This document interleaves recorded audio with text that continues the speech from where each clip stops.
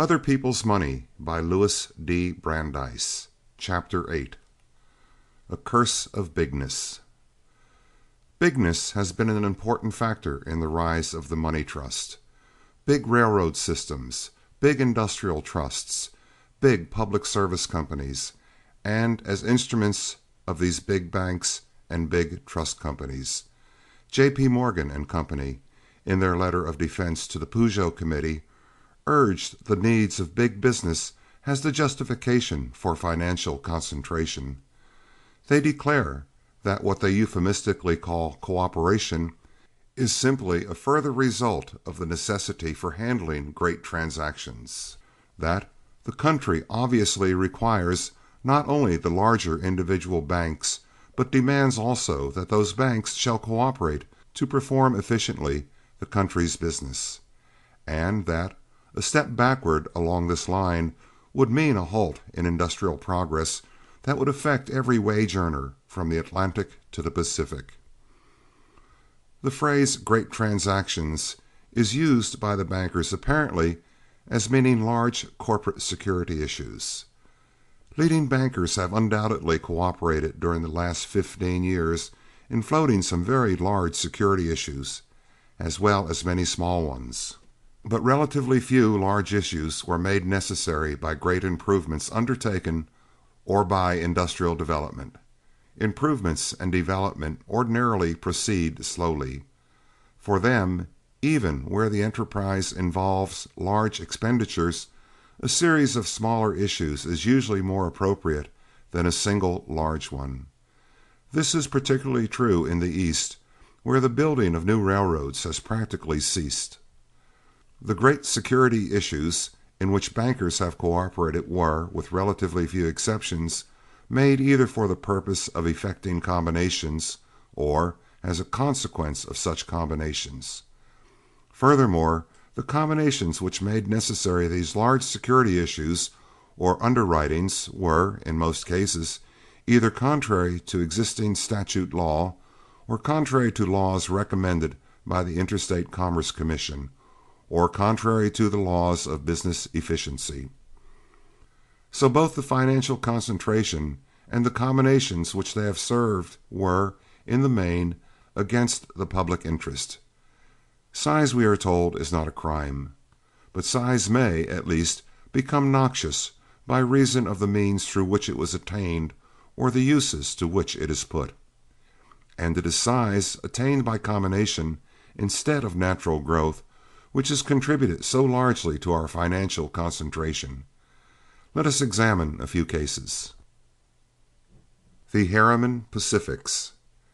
J.P. Morgan and Company, in urging the need of large banks and the cooperation of bankers, said, "The Attorney General's recent approval of the Union Pacific settlement calls for a single commitment on the part of bankers of $126 million. This $126 million commitment was not made to enable the Union Pacific to secure capital. On the contrary, it was a guarantee that it would succeed in disposing of its Southern Pacific stock to that amount. And when it had disposed of that stock, it was confronted with a serious problem: what to do with the proceeds. This huge underwriting became necessary solely because the Union Pacific had violated the Sherman Law. It had acquired that amount of Southern Pacific stock illegally, and the Supreme Court of the United States finally decreed that the illegality cease.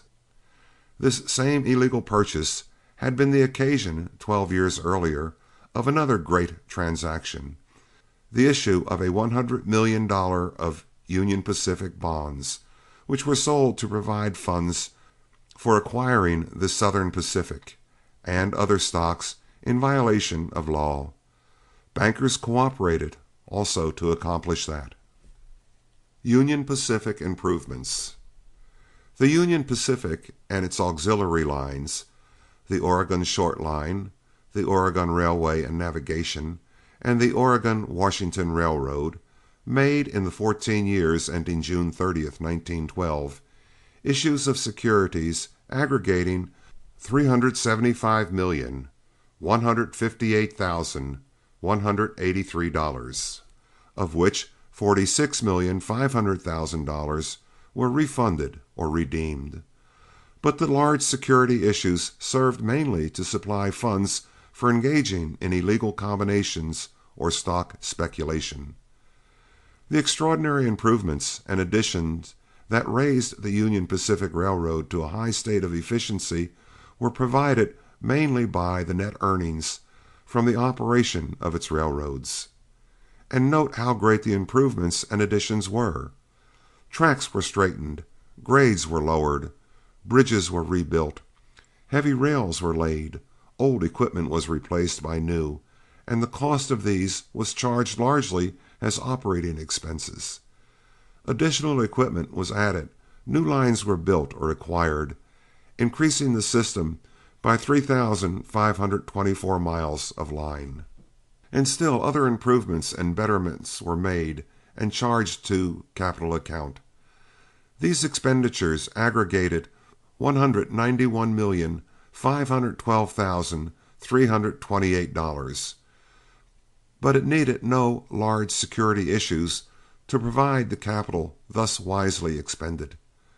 The net earnings from the operations of these railroads were so large that nearly all these improvements and additions could have been made without issuing on the average more than $100 million a year of additional securities for new money, and the company still could have paid 6% dividends after 1906, when that rate was adopted. For a while, $13,679,452 a year on the average was charged to cost of road and equipment. The surplus net earnings and other funds would have yielded on the average $12,750,982 a year available for improvements and additions without raising money on new security issues. How the security proceeds were spent. The $375 million securities, except to the extent of about $13 million required for improvements, and the amounts applied for refunding and redemptions, were available to buy stocks and bonds of other companies. And some of the stocks so acquired were sold at large profits, providing further sums to be employed in stock purchases.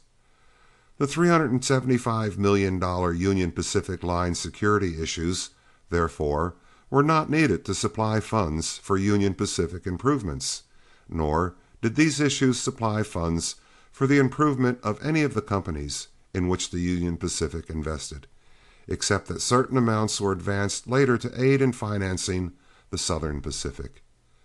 They served substantially no purpose save to transfer the ownership of railroad stocks from one set of persons to another. Here are some of the principal investments. 1.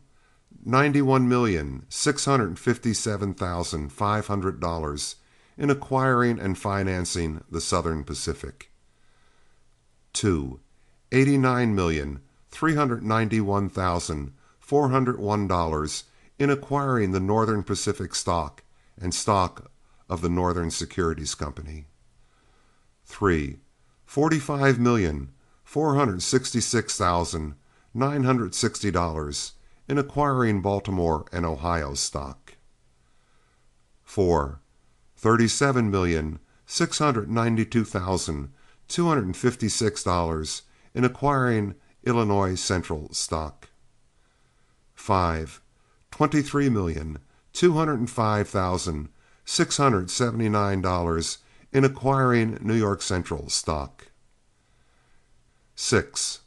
$10,395,000 in acquiring Atchison, Topeka, and Santa Fe stock.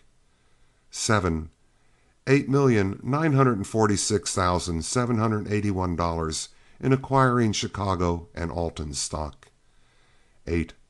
$11,610,187 in acquiring Chicago, Milwaukee, and St. Paul stock. 9.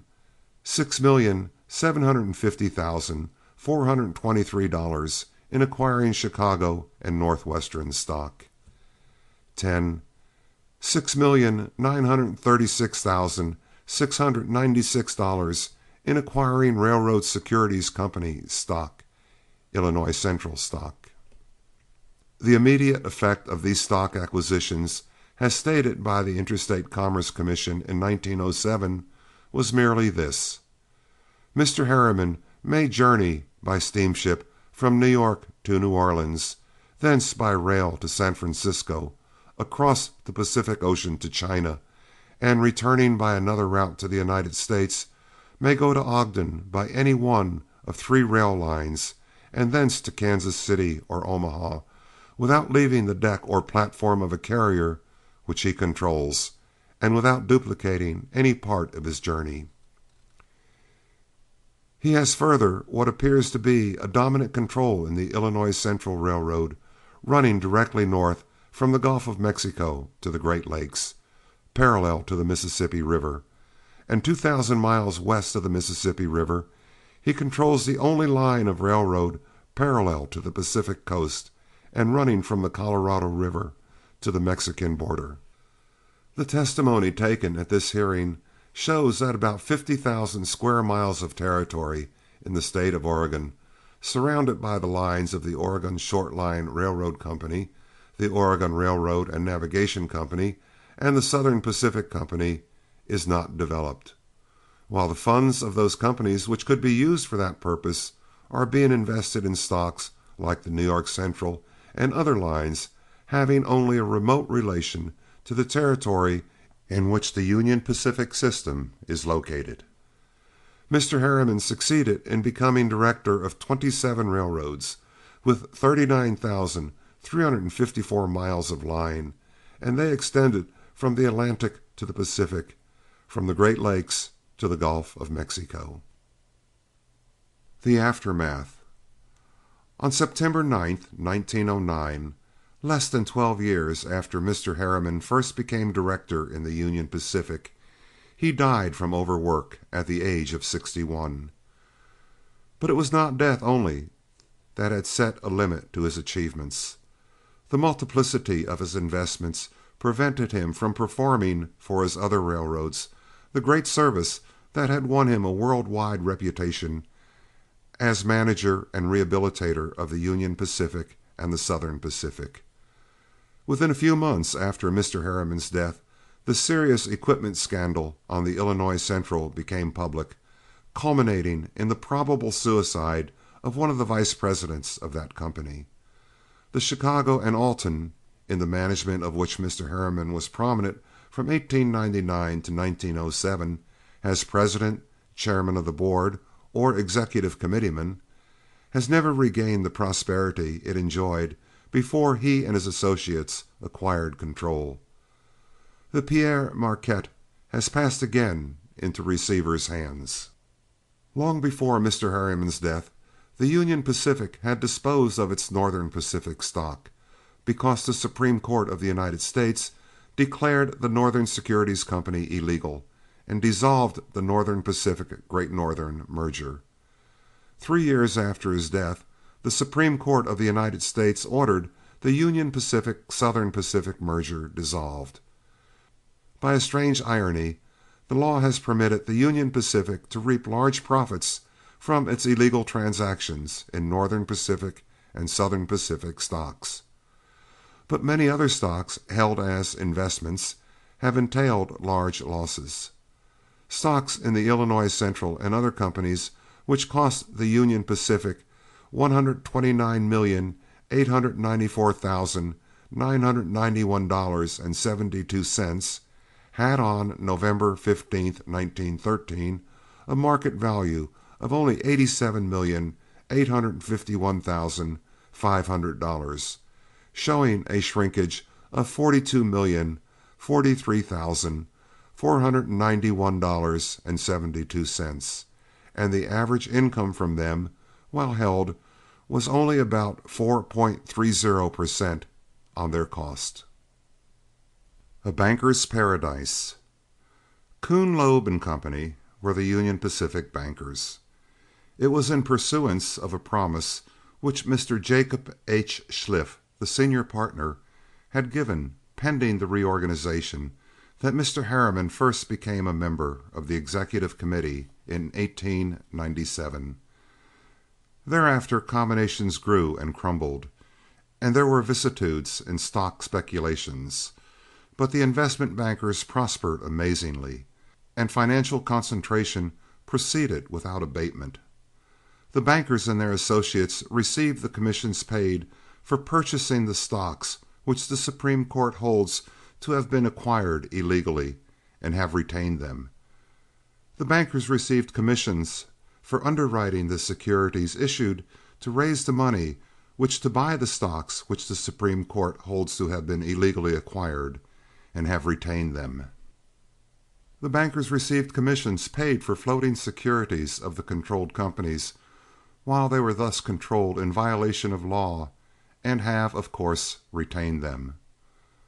Finally, when, after years, a decree is entered to end the illegal combination, these same bankers are on hand to perform the services of undertaker, and receive further commissions for their banker aid in enabling the law-breaking corporation to end its wrongdoing and to comply with the decree of the Supreme Court. And yet, throughout nearly all this long period, both before and after Mr. Harriman's death, two partners in Kuhn, Loeb and Company were directors or members of the Executive Committee of the Union Pacific, and as such must be deemed responsible with the others for the illegal acts. Indeed, these bankers have not only received commissions for the underwritings of transactions accomplished, though illegal, they have received commissions also for merely agreeing to underwrite a great transaction, which the authorities would not permit to be accomplished. The $126 million underwriting, that the single commitment on the part of the bankers to which J.P. Morgan and Company refer as being called for by the Attorney General's approval of the Union Pacific settlement, never became effective, because the Public Service Commission of California refused to approve the terms of the settlement. But the Union Pacific nevertheless paid the Kuhn and Loeb syndicate a large underwriting fee for having been ready and willing to serve should the opportunity arise, and another underwriting commission was paid when the Southern Pacific stock was finally distributed, with the approval of Attorney General McReynolds, under the court's decree. Thus the illegal purchase of the Southern Pacific stock yielded directly 4 crops of commissions, 2 when it was acquired and 2 when it was disposed of. And during the intervening period, the illegally controlled Southern Pacific yielded many more commissions to the bankers. For the schedules filed with the Pujo Committee show that Kuhn, Loeb and Company marketed, in addition to the Union Pacific securities above referred to, $334 million of Southern Pacific and Central Pacific securities between 1903 and 1911. The aggregate amount of the commissions paid to these bankers in connection with the Union Pacific Southern Pacific transaction is not disclosed. It must have been very large, for not only were the transactions great, but the commissions were liberal. The Interstate Commerce Commission finds that bankers received about 5% on the purchase price for buying the first 750,000 shares of Southern Pacific stock, and the underwriting commission on the first $100 million of Union Pacific bonds issued to make that and other purchases was $5 million. How large the 2 underwriting commissions were which the Union Pacific paid in effecting the severance of this illegal merger, both the company and the bankers have declined to disclose. Furthermore, the Interstate Commerce Commission showed clearly, while investigating the Union Pacific's purchase of the Chicago and Alton stock, that the bankers' profits were by no means confined to commissions. The Burlington.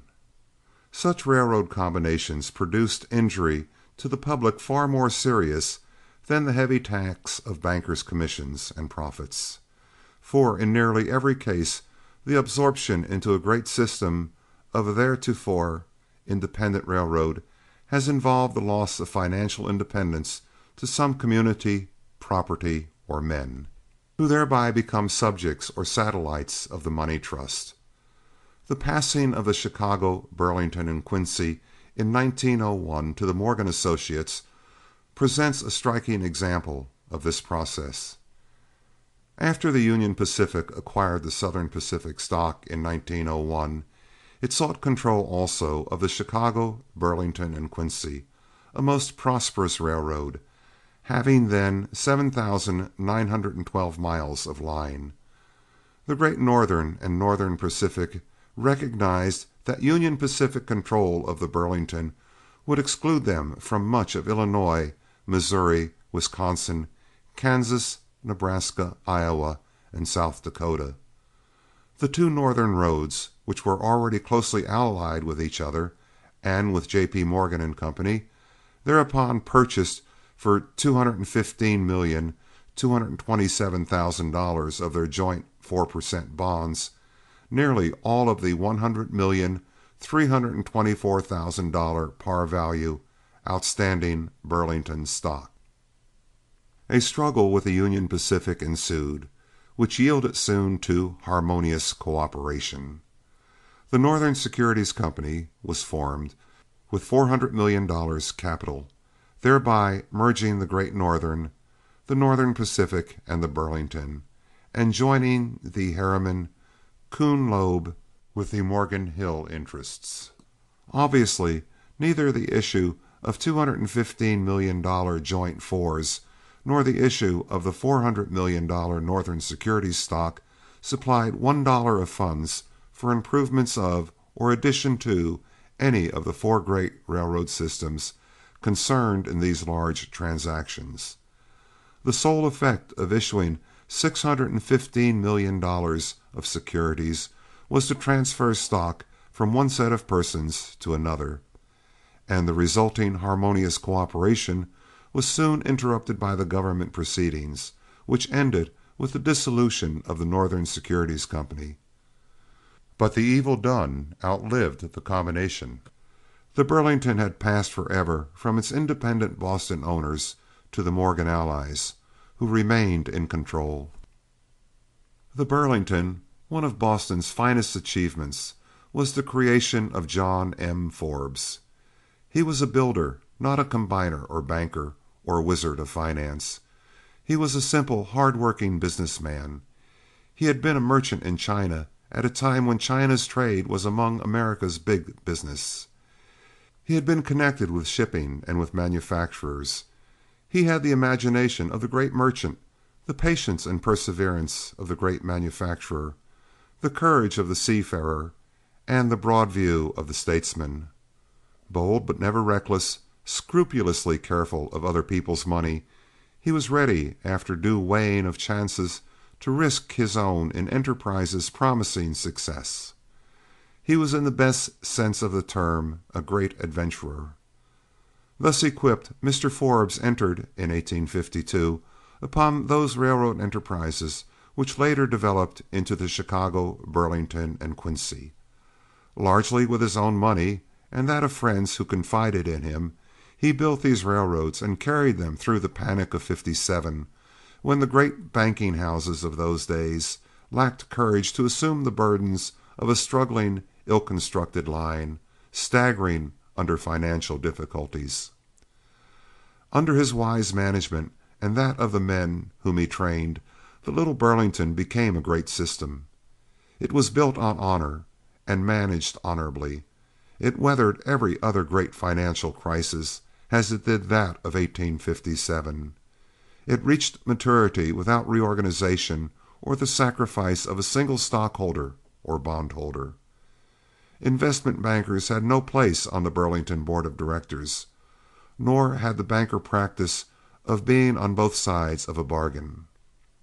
"I am unwilling," said Mr. Forbes early in his career, "to run the risk of having the imputation of buying from a company in which I am interested." About 20 years later, he made his greatest fight to rescue the Burlington from the control of certain contractor directors, whom his biographer, Mr. Pearson, describes as persons of integrity who had conceived that in their twofold capacity as contractors and directors they were fully able to deal with themselves justly. Mr. Forbes thought otherwise. The stockholders whom he had aroused sided with him, and he won. Mr. Forbes was the pioneer among Boston railroad builders. His example and his success inspired many others, for Boston was not lacking then in men who were builders, though some lacked his wisdom and some his character. Her enterprise and capital constructed, in large part, the Union Pacific, the Atchison, the Mexican Central, the Wisconsin Central, and 24 other railroads in the West and South. One by one, these Western and Southern railroads passed out of Boston control, the greater part of them into the control of the Morgan allies. Before the Burlington was surrendered, Boston had begun to lose her dominion, even over the railroads of New England. In 1900, the Boston and Albany was leased to the New York Central, a Morgan property, and a few years later another Morgan railroad, the New Haven, acquired control of nearly every other transportation line in New England. Now nothing is left of Boston's railroad dominion in the West and South except the Eastern Kentucky Railroad, a line 36 miles long, and her control of the railroads of Massachusetts is limited to the Grafton-Upton with 19 miles of line, and the Boston, Revere, Beach, and Lynn, a passenger road 13 miles long. The New Haven Monopoly. The rise of the New Haven monopoly presents another striking example of combination as a developer of financial concentration, and it illustrates also the use to which large security issues are put. In 1892, when Mr. Morgan entered the New Haven Directorate, it was a very prosperous little railroad, with capital liabilities of $25 million, paying 10% dividends, and operating 508 miles of line. By 1899, the capitalization had grown to $80,477,600, but the aggregate mileage had also grown, mainly through merger or lease of other lines, to 2,017.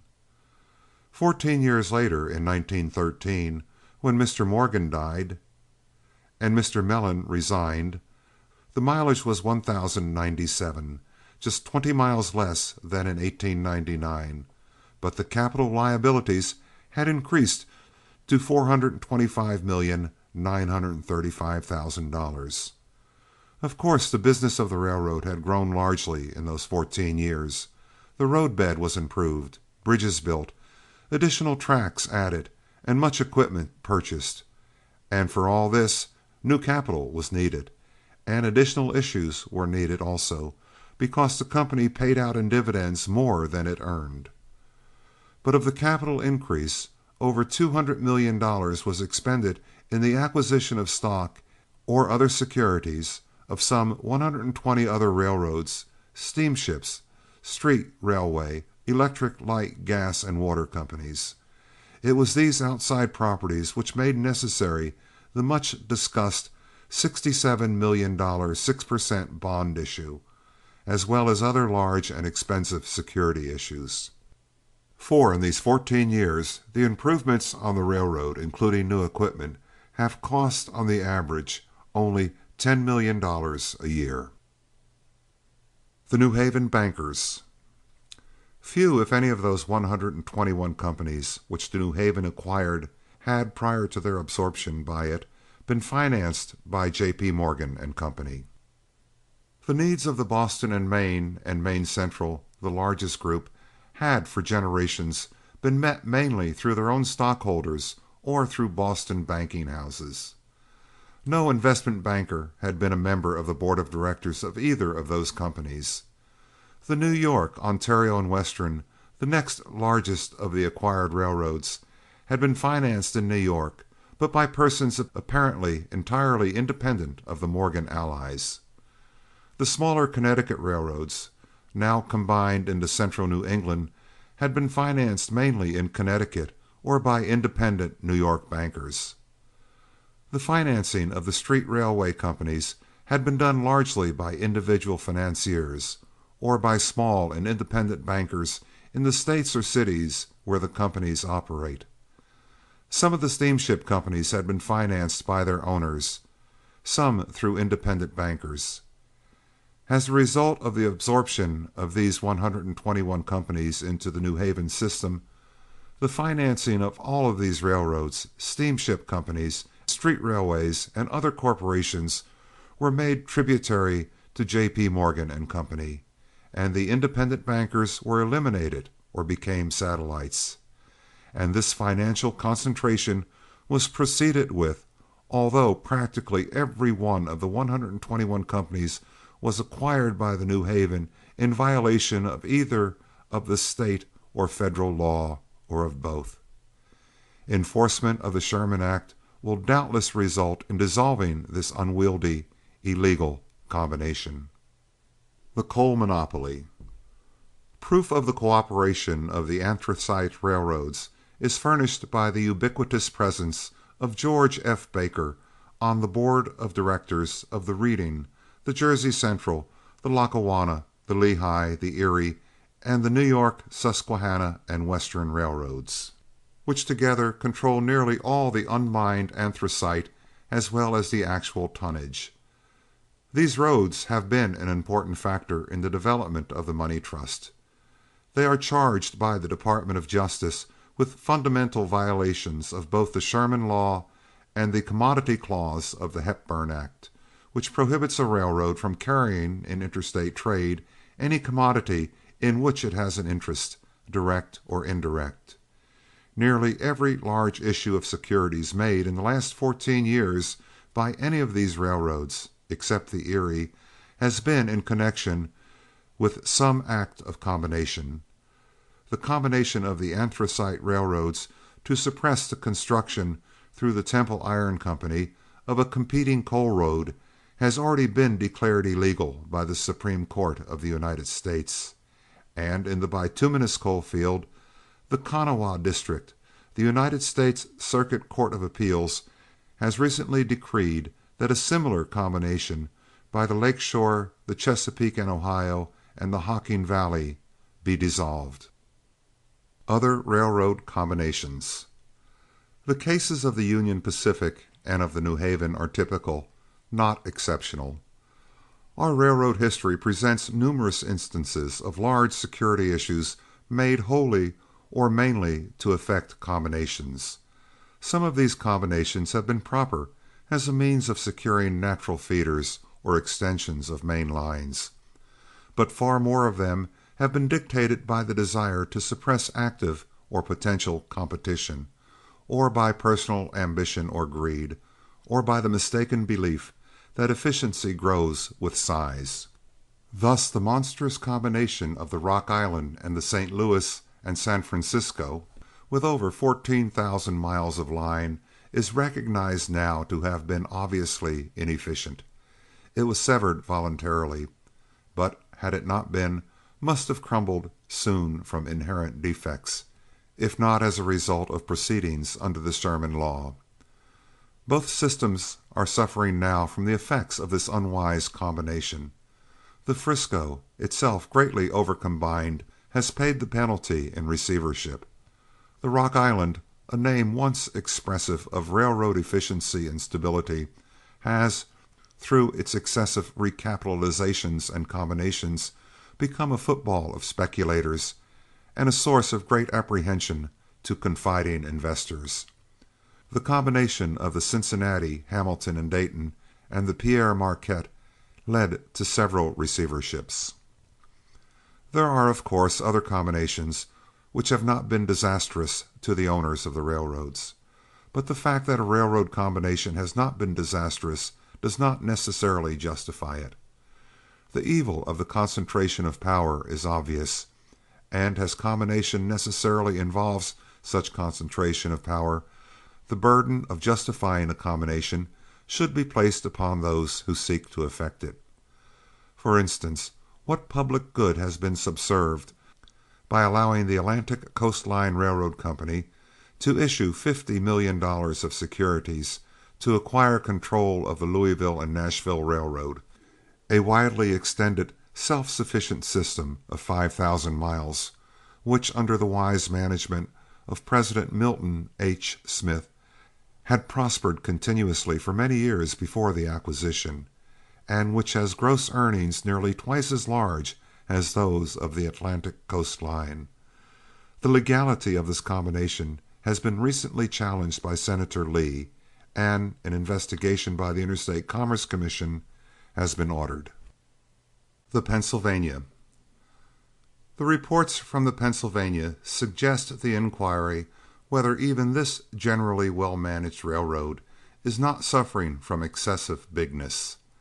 After 1898, it too bought in large amounts stock in other railroads, including the Chesapeake and Ohio, the Baltimore and Ohio, and the Norfolk and Western. In 1906, it sold all its Chesapeake and Ohio stock and a majority of its Baltimore and Ohio and Norfolk and Western holdings. Later, it reversed its policy and resumed stock purchases, acquiring, among others, more Norfolk and Western and New York, New Haven, and Hartford, and on December 31st, 1912, held securities valued at $331,909,154.32, of which, however, a large part represents Pennsylvania System securities. These securities, mostly stocks, constitute about one-third of the total assets of the Pennsylvania Railroad. The income on these securities in 1912 averaged only 4.30% on their valuation, while the Pennsylvania paid 6% on its stock. But the cost of carrying these foreign stocks is not limited to the difference between this income and outgo. To raise money on these stocks, the Pennsylvania had to issue its own securities, and there is such a thing as an oversupply even of Pennsylvania securities. Oversupply of any stock depresses market values and increases the cost to Pennsylvania of raising new money. Recently came the welcome announcement of the management that it will dispose of its stocks in the anthracite coal mines, and it is intimated that it will divest itself also of other holdings in companies like the Cambria Steel Company, extraneous to the business of railroading. This policy should be extended to include the disposition also of all stocks in other railroads, like the Norfolk and Western, the Southern Pacific, and the New Haven, which are not part of the Pennsylvania system. Recommendations. 6 years ago, the Interstate Commerce Commission, after investigating the Union Pacific transaction above referred to, recommended legislation to remedy the evils there disclosed. Upon concluding recently its investigation of the New Haven, the Commission repeated and amplified those recommendations, saying, "No student of the railroad problem can doubt that a most prolific source of financial disaster and complication to railroads in the past has been the desire and ability of railroad managers to engage in enterprises outside the legitimate operations of their railroads, especially by the acquisition of other railroads and their securities. The evil which results, first to the investing public and finally to the general public, cannot be corrected after the transaction has taken place. It can be easily and effectively prohibited. In our opinion, the following propositions lie at the foundation of all adequate regulation of interstate railroads. 1. Every interstate railroad should be prohibited from spending money or incurring liability or acquiring property not in the operation of its railroad or in the legitimate improvement, extension, or development of that railroad. 2. No interstate railroad should be permitted to lease or purchase any other railroad, nor to acquire the stocks or securities of any other railroad, nor to guarantee the same, directly or indirectly, without the approval of the federal government. 3. No stocks or bonds should be issued by an interstate railroad except for the purpose sanctioned in the 2 preceding paragraphs, and none should be issued without the approval of the federal government. It may be unwise to attempt to specify the price at which and the manner in which railroad stocks and securities shall be disposed of, but it is easy and safe to define the purpose for which they may be issued, and to confine the expenditure of the money realized to that purpose. These recommendations are in substantial accord with those adopted by the National Association of Railway Commissioners.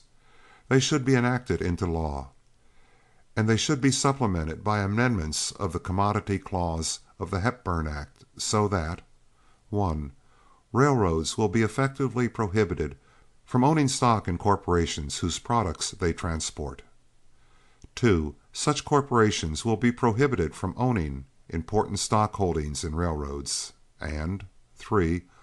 Holding companies will be prohibited from controlling, as does the reading, both a railroad and corporations whose commodities it transports.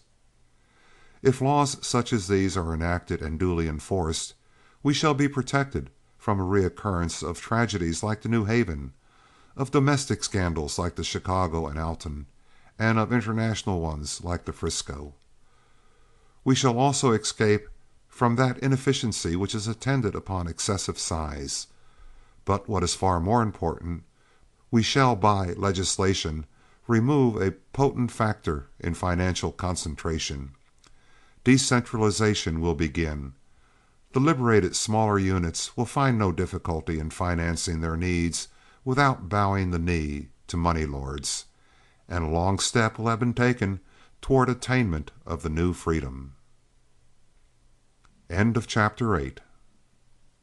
Recording by Richard Kilmer, Rio Medina, Texas.